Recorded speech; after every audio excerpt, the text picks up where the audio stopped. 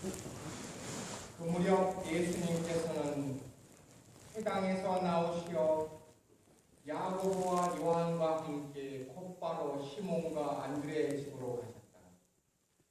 그때 시몬의 장모가 열병으로 누워 있어서 사람들이 곧바로 예수님께 그 부인의 사정을 이야기하였다.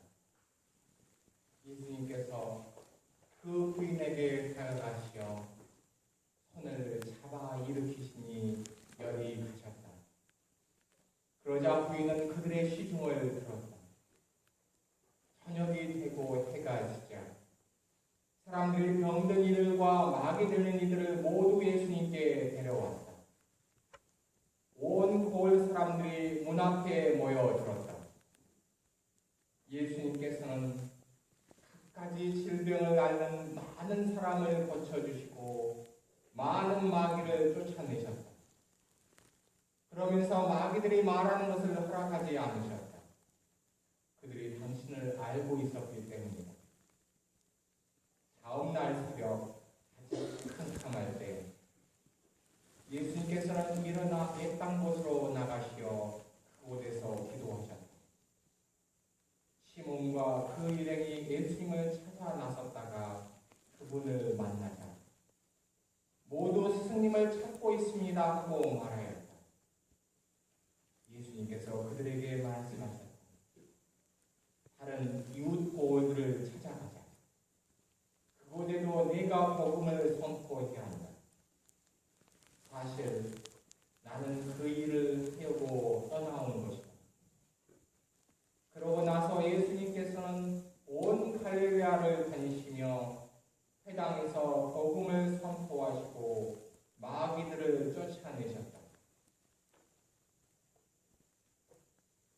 주님의 말씀입니다.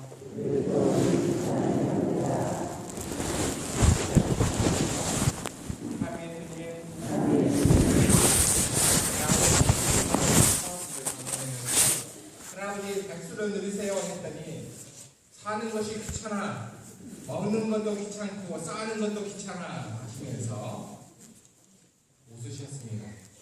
이렇게 우리가 고통 속에 있을 때나 전도 속에서 찾아내가지고 하루하루 살아가는 힘입니다.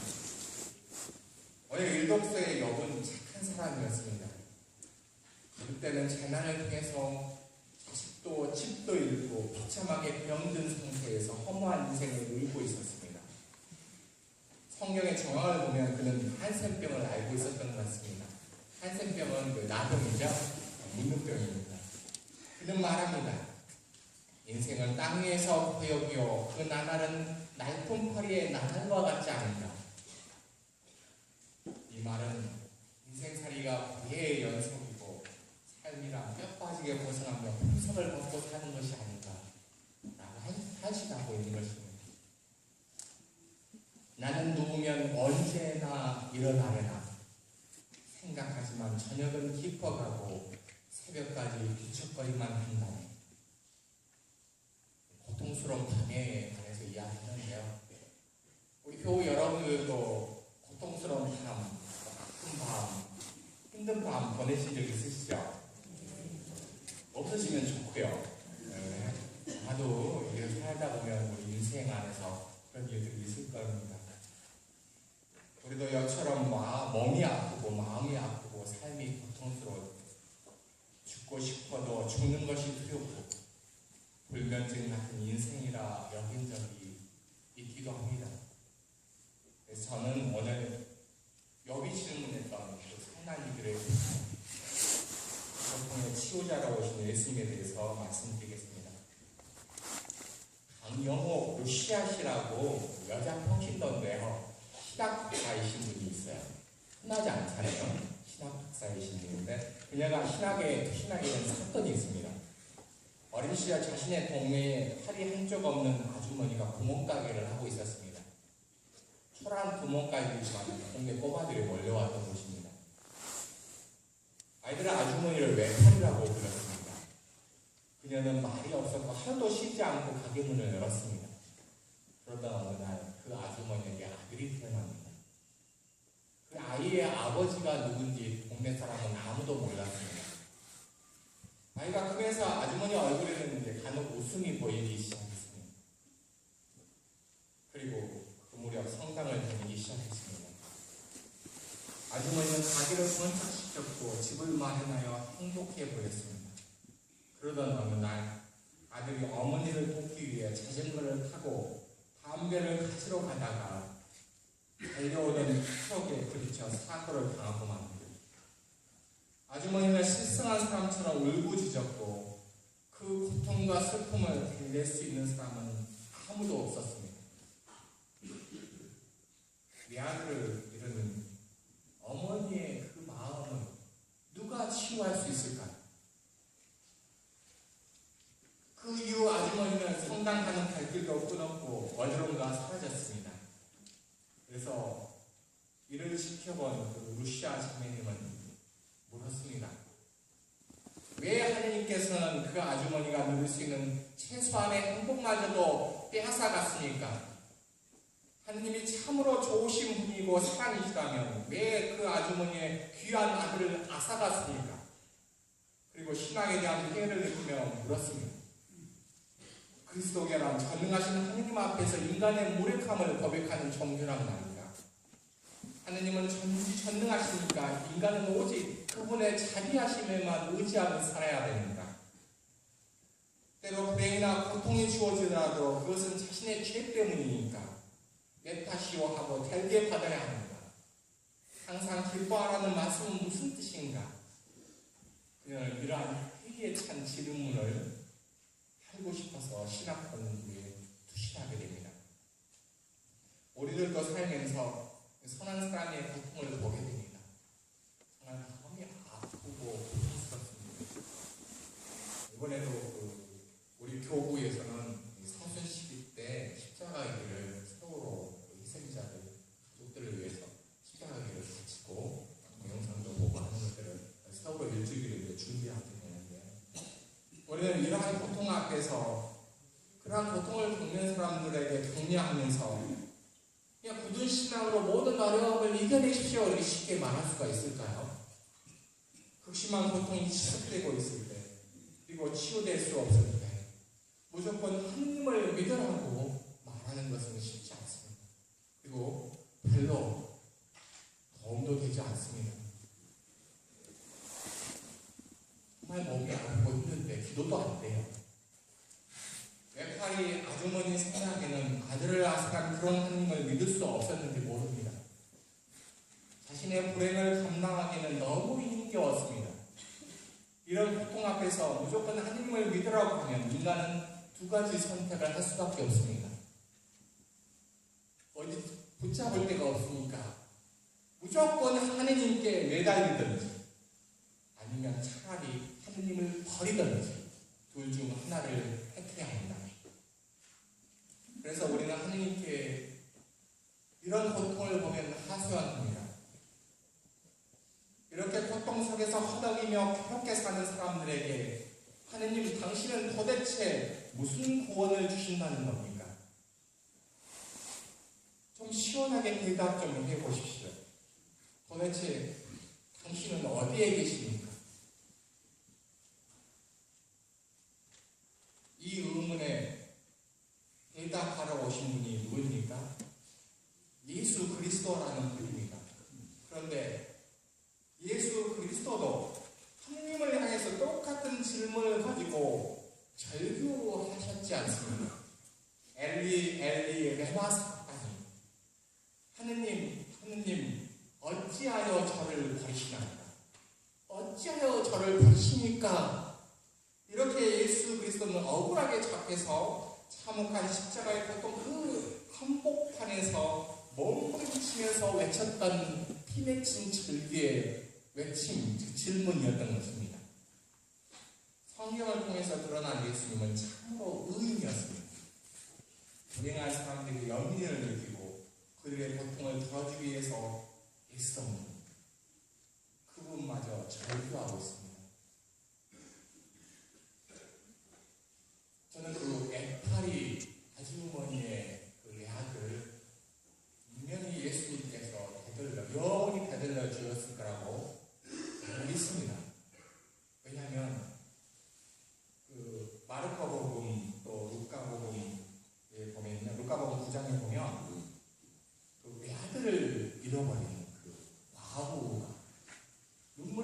울면서 그 상해를 따라가고 있는데 예수님이 그것을 보고 슬피 울었다고 그래요. 슬피 우십니다. 그 우시면서 그 죽은 아들을 살려내요. 그리고 되돌려줍니다. 그게 너무 마음이 아프셔서 천국 가서 만나자 그런 것이 아니라 그 과부 마음이 너무나 아픈 게 함께 울면서 되살려주시거든요. 그런 예수님이요. 그런 예수님은 그 예팔의 아주머니를 그냥 그렇게 슬프게 고통스럽게 살다가 죽는 그것으로 끝나는 것이 아니었을 것입니다.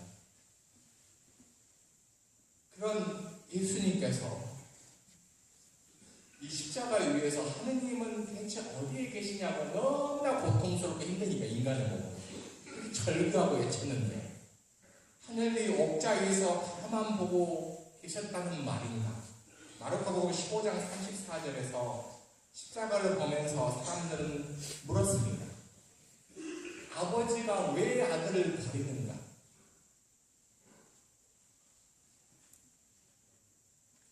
그러면 하느님은 대체 어디에 계셨을까요? 이 월트만의 책, 유명한 신학자는 십자가에 달리신 하느님이라는 책에서 이렇게 말합니다. 하느님은 바로 그 고통의 십자가 위에 매달려 계셨습니다. 하느님은 골고타 십자가에서 외아들의 죽음과 결합되어 있었고 아들의 죽음 안에 하느님의 고난이 있었습니다. 마찬가지로 인간의 고통 안에 계신 하느님의 고통, 이것을 이해하고자 할 때 우리는 하느님을 조금씩 이해할 수 있을지 모릅니다. 인간의 고통 안에 계신 하느님의 고통, 이것을 이해하고자 할 때 우리는 하느님을 조금씩 이해할 수 있을지 모릅니다. 그리고 그 고통도 조금은 이해할 수 있을지 모릅니다. 이렇게 말하거든요. 엘리 비젤의 흑야 나이트라는 책에서 보면 600만 명의 유대인 학살이 이루어진 아우슈비츠 수용소의 뜨거운 햇살 밑에 수많은 교수대가 널려져 있었고 수많은 유대인들이 죽음을 기다리고 서 있었습니다. 그리고 죽어가는 것을 보고 있습니다. 그때 한 어린아이가 교수대에서 바둥거리면서 죽어가고 있었습니다. 사람들은 그것을 보고 하늘을 향해 절거하며 하느님을 유혹했습니다. 저 아이가 무슨 죄란 말이오? 대체 당신은 어디에 있단 말이오? 그때 한 사람의 목소리가 들려옵니다. 하느님은 저기에 계십니다. 교수대에서 바둥거리는 저 아이를 보십시오. 하느님은 저기에 있습니다. 우리는 이렇게 신학자들 또는 책에서 하는 말들을 우리 삶의 고통의 한 부분에서 이해하기가 쉽지는 않아요. 그렇지만 이렇게 말하고 있습니다. 사람들은 자신들이 겪는 인간이 초래하는 그 고통과 불행을 하나님 탓으로 돌리지만 그 하나님은 가장 고통받는 사람들에서 안에서 그들과 함께 절규하고 있다. 우리 하나님은 세상의 불행과 고통을 주시지도 그것을 즐기지도 않는다. 그래서 예수님은 우리의 고통과 불행에 맞서 피땀 흘리시며 선봉에 서서 한거하시다가 가장 극심한 고통을 받으신 분이시다. 우리 하나님은 지금도 인간의 고통과 죄의 역사와 잘못된 사회 구조의 폭력과 불의의 역사 속에서 신음하고 계시다. 주님은 보잘것없는 우리 자신의 고통과 하나 되셨다. 그래서 주님은 가장 보잘것없는 이들과 하나 되셨기 때문에 그 보잘것없는 고통받는 이들에게 해준 것이 나에게 해주는 것이라고 말씀하십니다. 최후의 심판 기준이 가장 보잘것없고 소외받고 외로운 이들에게 해준 것이 나에게 해준 것이다. 그렇게 말씀하시고 그 기준을 정하신 것입니다. 우리 사랑하는 형제 자매 여러분, 인간이신 예수님으로 오신 예수님은 그 하느님의 신무가 앞에서 하느님께 절규하면서도 보여주신 것이 있습니다. 근데 포기하지 않았던 것. 무엇을 포기하지 않았을까요? 끝까지 포기하지 않았던 것. 예수님께서 인간 고난의 역사를 사랑으로 극복하시는 행위는 인간의 눈으로 보면 실패고 좌절이었습니다. 그러니까 그 십자가를 보고 사람들이 예수님을 버렸죠. 예수님을 떠났죠. 그런데 그 십자가의 고통을 보고 끝까지 그 사랑의 그 애침, 그 용서의 마음을 보고 그분의 부활을 믿었던 이들이 있습니다. 그리고 그 부활을 믿고 따랐던 이들, 그들은 그 십자가에서 이루어진 새로운 차원의 삶을 만났습니다. 새로운 희망의 메시지를 발견했고요. 그리고 그 예수님의 그 십자가 고통 안에서 자신의 고통과 하나 되신 하느님을 발견했고, 그 예수님 안에서 자신의 고통을 이기고 부활한 그런 신앙인, 그들이 누구였을까요? 그들이 바로 그리스도인이었습니다. 그리스도인. 죽기까지, 그 고통의 순간까지도 절규하면서 하느님과 인간을 신뢰하고 사랑하며 새로운 차원의 삶으로 우리를 그 고통의 신비 안에 보여주시는 분, 하나님의 신비를 보여주시는 분. 그래서 우리는 그 예수님 안에서, 그리고 그리스도인들은 그 고통과 죽음까지도 기꺼이 받아들이면서 그 새로운 차원의 삶으로 넘어가는 것입니다. 우리는 오늘 복음에서 고통 속에 있는 우리들을 돌봐주고 가엾이 여기시는 하나님의 선한 모습을 누구에서 봅니까? 예수라는 분에게서 보게 되는데, 죽음에서 부활하시는 분, 온갖 고통, 그 억울한 고통, 그 고통의 모순 속에서도 우리에게 그 승리를 주신 분, 그분은 우리에게 오늘 이 미사 안에서도 당신 생명의 몸을 우리에게 내어주십니다. 예수님께서 십자가의 고통을 받으신 그 제사잖아요. 예수님의 당신의 몸, 당신의 피, 이런 것을 누구에게 주시냐면 우리 이 세상 안에서 힘들고 어렵게 사는 일들, 특히 당신의 몸을 주시는 거예요. 당신의 몸. 당신의 몸이 우리 안에서 한 몸이 돼서 우리와 함께 그 고통을 이기게 하시고 힘을 주시고 당신 안에서 위로를 찾고 필요하다면 치유를 받고 그리고 영원한 행복으로 이끄시는 분. 우리가 정말 행복하기를 원하시는 분은 우리가 어쩔 수 없는 그 고통 안에서 당신 그 몸으로 우리와 한 몸, 하나가 되어 사시는 분. 그래서 우리의 고통과 하나 되셔서 우리와 함께 부활하기를 원하십니다. 그분, 우리는 예수님과 함께 살아가고 있는데 그분이 우리에게 이렇게 말씀하십니다. 이 세상이 너의 육신을 죽여도 너의 영혼은 죽이지 못하리라. 예수님의 고통 안에서 예수님의 몸을 먹고 우리에게 힘나라 하시는 우리 주님 안에서 나는 우리 자신과 우리 주변의 고통 앞에서 어떤 태도를 취해야 할까? 어떻게 하면 우리가 서로 고통을 이겨내면서 함께 살아갈 수 있을까? 우리 자신과 이웃들의 고통에 맞서 어떻게 주님의 이 희망의 메시지, 오늘 복음 안에서도 많은 병자들, 아프기들을 기꺼이 치유해 주시는 분, 기꺼이 모든 시간을 보내면서 이 병자들을 치유하시는 그런 예수님의 이 희망의 메시지를 우리의 삶으로 살아갈 수 있을까? 오늘 우리는 이 미사 안에서도요, 우리 자신의 고통을 우리의 참다운 치유자이신 주님 앞에 주님과 함께 이 제물로 내어놓고 우리가 밤새도록 고통받는 그 순간에도 밤새도록 우리를 향해서 기도 바치시는 그 정부자이신 우리의 위로자이시고 구원자이신 주님께서 우리의 고통을 싸워주실 것입니다. 그리고 고통과 싸우고 있는 우리와 함께 하시면서 우리를 결국 부활의 삶, 새로운 차원의 희망의 삶으로 우리를 이끄실 것입니다.